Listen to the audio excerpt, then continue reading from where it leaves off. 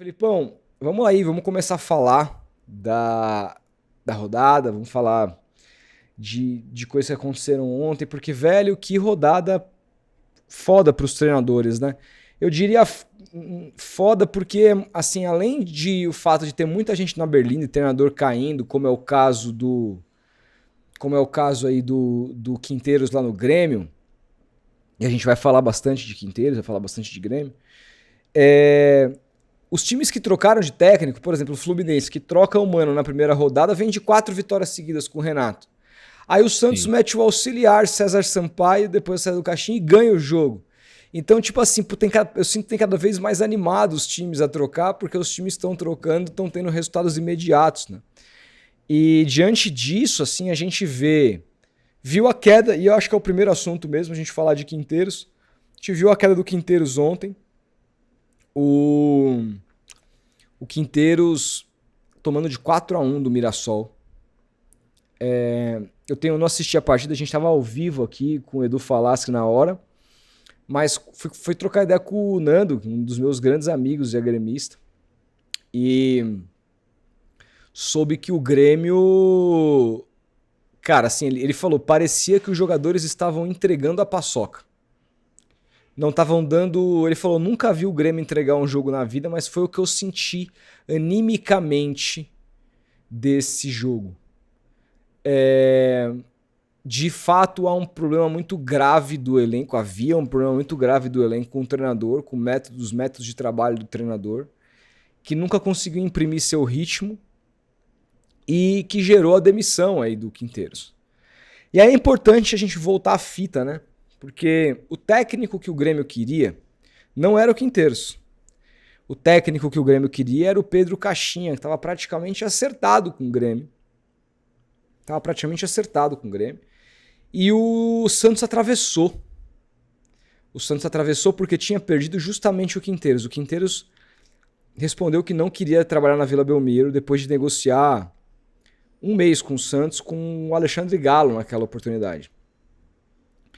E aí o Santos contrata o Pedro Martins, na sexta-feira, no domingo ele se acerta com o Caixinha oferecendo um salário bem acima do mercado. Tanto que ele vai receber uma multa aí de 15 a 20 milhões de reais, uma multa absurda. Já fizeram reuniões ontem e não se acertaram com relação ao modo de pagamento. O Santos vai se ferrar com isso, porque é um modus operandi dessa gestão. Mas nesse contexto do Grêmio, ele perdendo o Caixinha, ele vai tentar justamente o técnico que não quis vir para o Santos, que era o Quinteiros.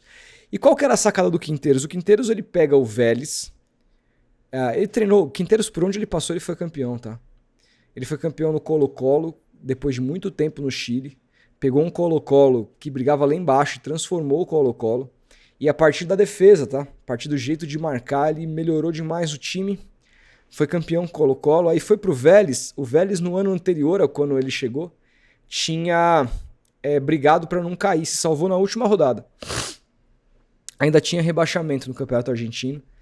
E ele pega o Vélez no começo do ano passado, faz um começo de ano médio, mas como classifica-se 8 ali para as quartas de final da Copa da Liga, ele consegue passando nos mata-matas meio que aos trancos e barrancos e faz a final com o Estudiantes. Ele classifica na última colocação possível, uma combinação de resultados.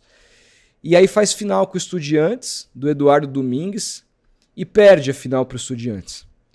Só que ele, no Campeonato Argentino, surpreendentemente, o trabalho se acerta no segundo semestre do Vélez, com tempo de trabalho, com o fato dos caras pegarem o modus operandi ali da maneira como ele gostava de dirigir o time.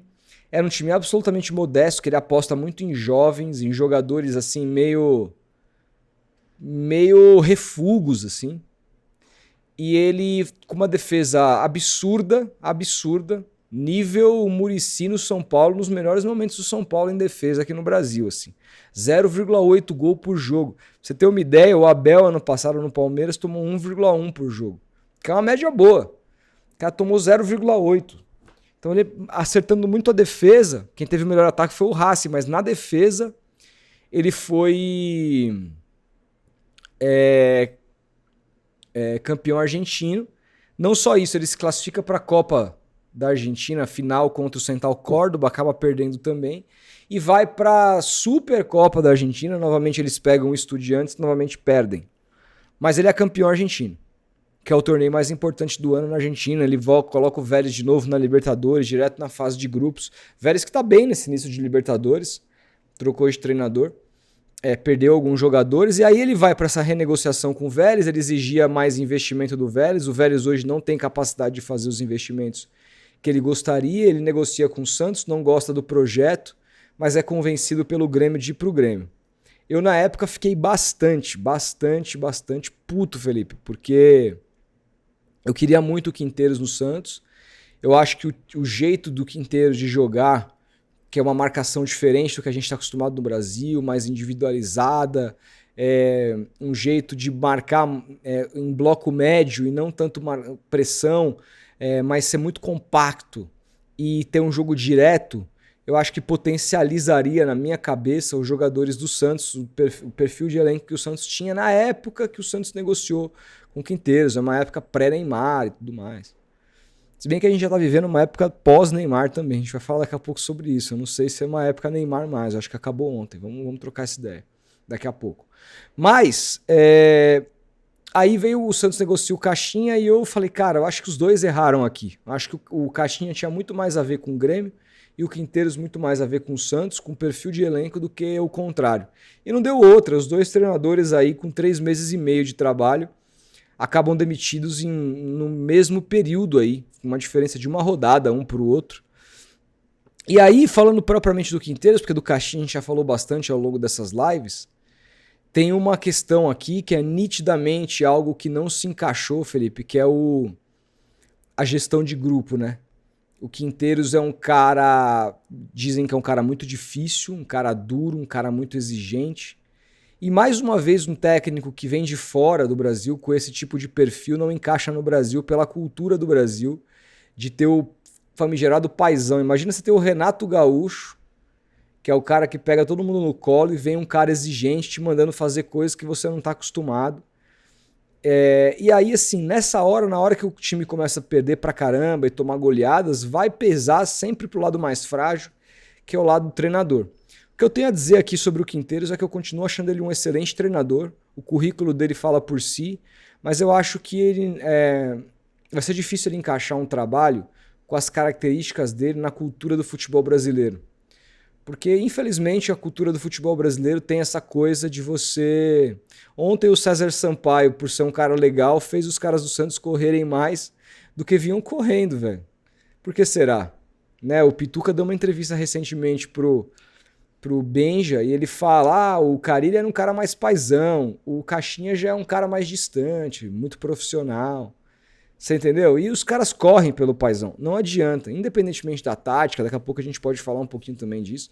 Mas no Brasil, uma das coisas mais importantes para a manutenção de um treinador no cargo é o lido no vestiário. Eu acho que os dois exemplos aqui, eu vou até tirar um pouco do Arthur Jorge da conta, porque eu não sei muito bem como, eu não tenho muita informação de como era o Arthur Jorge e se o Botafogo conseguiu montar um ambiente tão profissional que o fato, de repente, dele não ter sido paizão foi uma coisa que pesou menos pela cultura que está se montando hoje no Botafogo SAF. Eu não sei.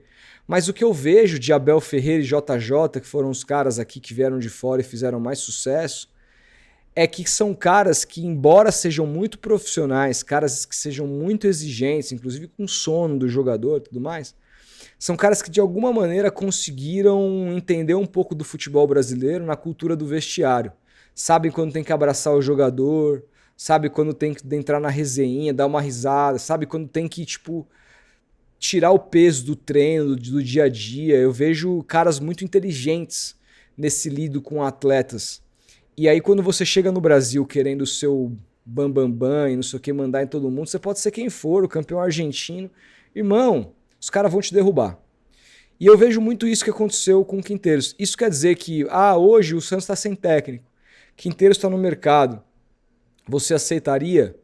Cara, assim, por tudo que eu falei aqui, a falta de adaptação do Quinteiros ao Grêmio, pela maneira como ele lidou com o grupo, eu tendo a achar que se ele tivesse vindo para o Santos, teria dado errado também. por mais capacidade que ele tenha, e o currículo dele diz por si só. Porque é uma cultura do futebol brasileiro. E eu acho que a gente analisa muito pouco isso. A gente gosta de analisar campo e bola. O treinador Santos negociando com... Estão falando de Tata Martino. Porra, depois eu vou gravar um vídeo aí no Vem Pro Peixão, que a Gabriela Brino falou que surgiu o nome do Tata Martino. É um absurdo. Mas aí, quando a gente fala de Tata Martino, o que a gente vai fazer? Vai abrir lá o Categoria Canal, vai abrir lá o canal do Future e vai entender como joga o Tata Martino, o que ele faz com as linhas, a saída sustentada, linha de 3, linha de 4. A gente fica nisso e a gente se esquece que no Brasil o que mais é importante é você tomar conta do vestiário, os jogadores correrem por você e comprar seu barulho. E isso independe da questão tática. Ontem, repito, o César Sampaio fez um feijão com arroz, assim, com sal e não botou nenhuma páprica, assim, nada. Fez um arroz com feijão absolutamente pragmático. 2 linhas de 4, marcação em bloco médio, gatilho nas laterais.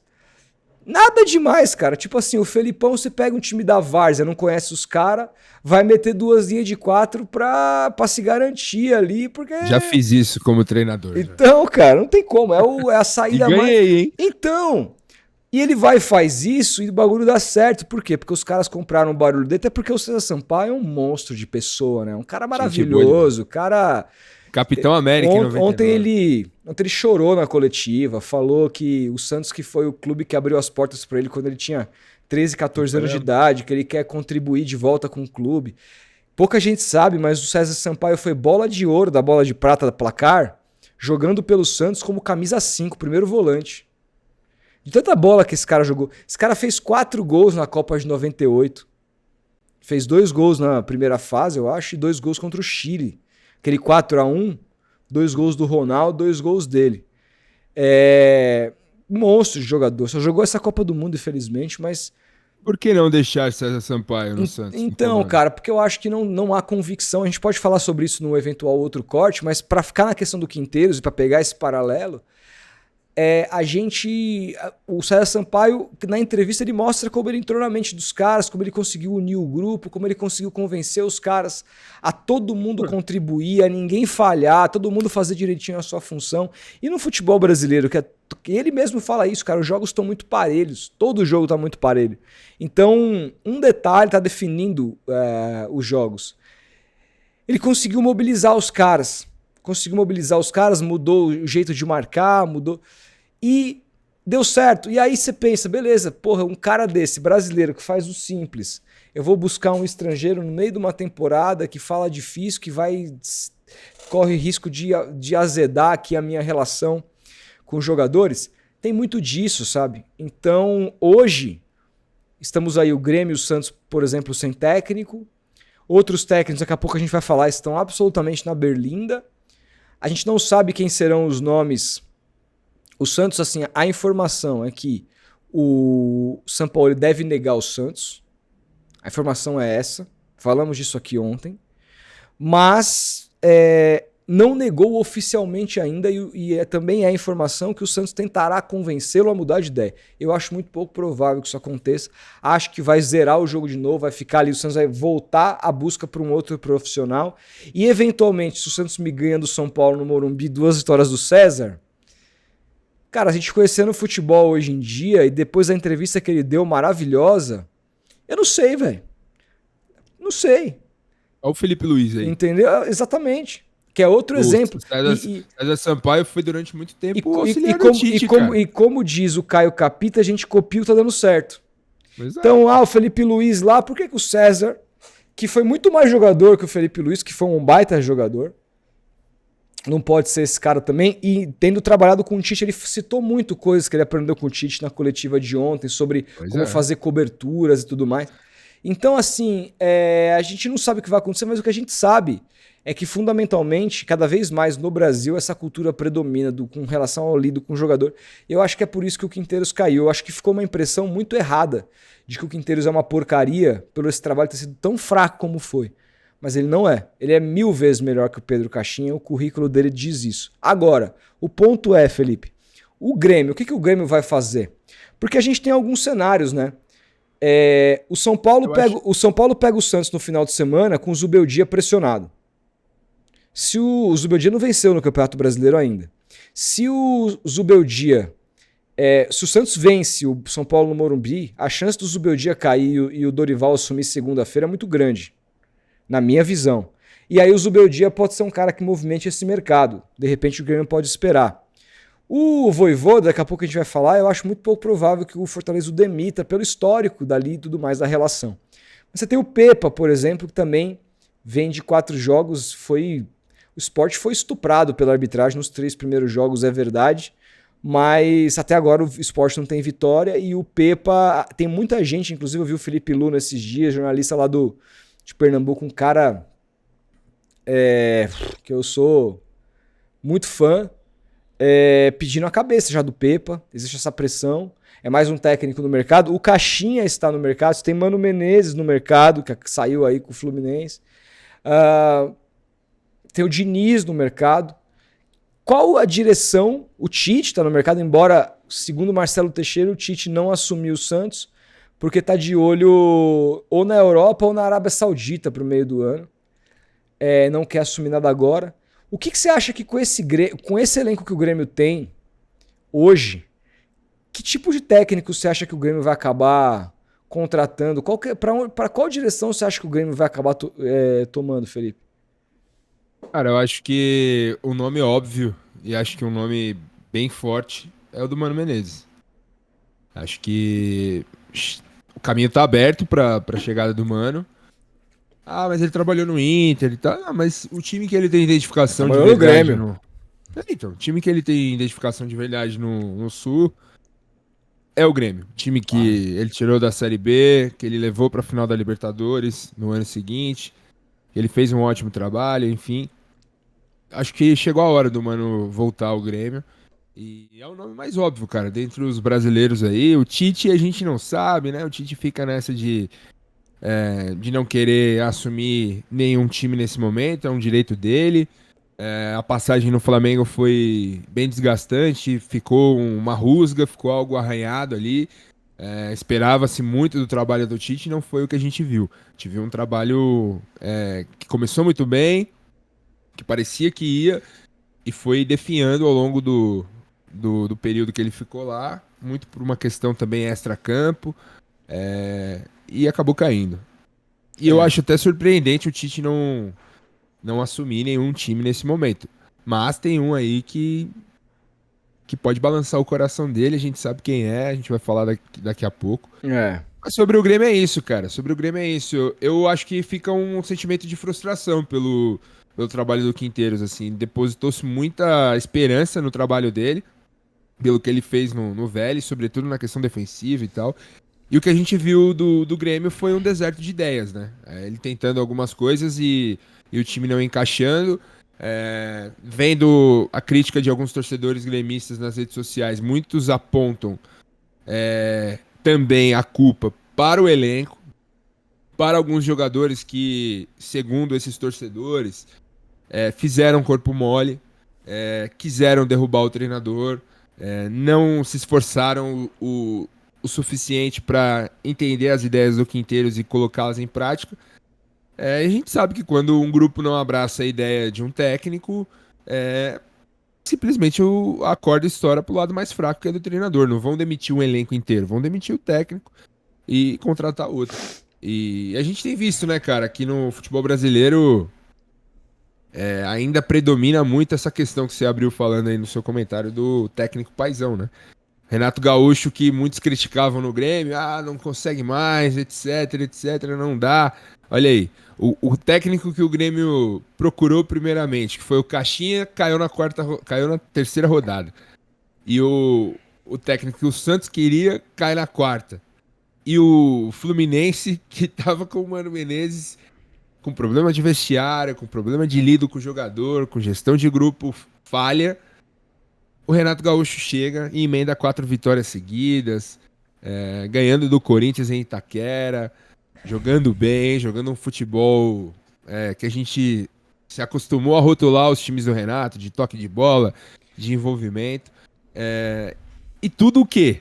Você acha que o Renato fez uma grande revolução tática no elenco do Fluminense? Não. É aqui, ó. Lábia, amigão. Jeito de levar os caras, de passar confiança, de recuperar alguns Claro que isso tem jogadores. prazo de validade, não é Tem suficiente. prazo de É validade. importante Não é pro começo. suficiente. Não é suficiente para médio e longo prazo, né? Precisa de algo a mais. Vamos ver esse Fluminense como vai evoluir na mão do Renato.